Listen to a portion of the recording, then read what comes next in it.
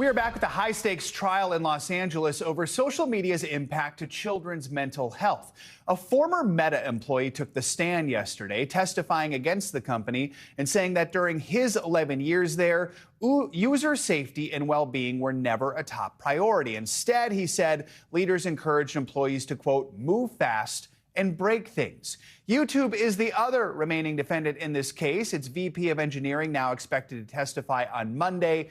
Both companies deny all allegations. I'm joined now by NBC News legal analyst Misty Marris for more on this trial. So this former Meta employee who says he's a whistleblower, highly critical of CEO Mark Zuckerberg, calling him extremely competitive and focused on dominance and growth.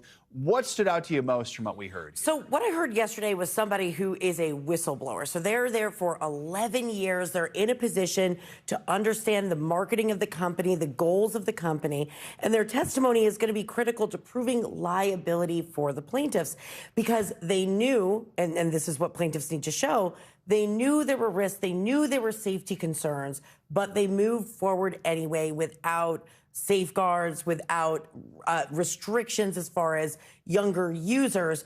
And so the testimony of these whistleblowers who have intimate knowledge of the company and can explain that to the jury, that's the most critical piece, are really going to be an important piece for the plaintiffs. So no court proceedings today, but a second so-called Meta whistleblower expected to take the stand on Monday. How key is the testimony from these two when it comes to the plaintiffs making their case? It's really important because it's all about what the companies knew and when. Keep in mind, you know, these platforms, social media, it's evolving over time. We're talking about a time period where they're relatively new, identifying risks, and then reacting. The question is, did the companies do enough? Did they act reasonably and put enough safeguards in place to protect children from the harms that could come from this? And a lot of what we've seen, we have the two whistleblowers, internal documentation, internal memos, internal emails that flag these issues are all going to be a piece of that for the plaintiff's case. In your mind, are those things the key, or is it just the combination of all these things? You hear from the whistleblower, but then you also look at documents. Well, it's going to be the totality of the circumstances. It's going to be everything together. These are really important to show. There's a couple things you have to show. One is that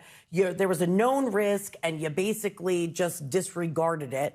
The other piece is going to be causation, meaning the harm, the distress, the mental health issues that are alleged by the plaintiff were actually caused not by the content that they were seeing, not by the actual types of things that are posted by third parties, but by the algorithm, by the limitless scrolling, by the actual design of the website. So all of that is going to be a part of this case. YouTube CEO removed from the witness list earlier this week, but now the plaintiffs plan to call its vice president of engineering. He's known as an apex witness. Tell us what that means and what that means for the case. So an apex witness is a high-level person, somebody who's in the C-suite, somebody who is protected from what we would call undue harassment. There's limited types of questions that can be asked of an apex witness. But what we know from YouTube is that they have actually a unique defense that they're going to be raising. And this was something that came out during the opening statements.